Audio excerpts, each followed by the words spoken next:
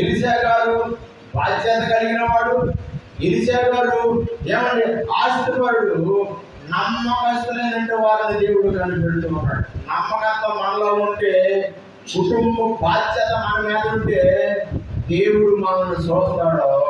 తప్పనిసరిగా మన కుటుంబాన్ని ఆయన జ్ఞాపకం చేసుకుంటాడు. ఎప్పుడంటే మనకి భారం ఉండాలా, ఆత్మల భారం ఉండాలా.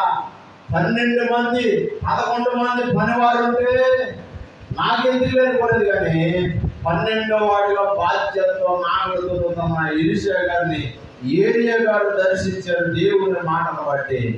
ఈ మధ్యాహ్న సమయంలో దేవుడు మాట్లాడుతున్నా పిల్లరా, దేవుని మాటకు నువ్వు లోబడితే నిన్ను కూడా ప్రభువు దర్శించి నిన్ను కూడా ఆశీర్వదించాలని ప్రభు ఇష్టపడుతున్నాడు.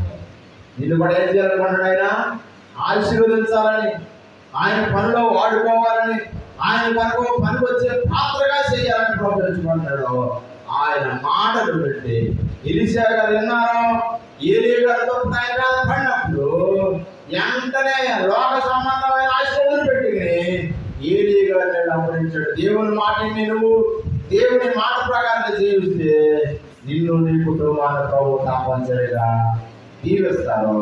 అట్లాంటి దీవెన ప్రభు మీ అందరికీ అనుగ్రహించిన కాక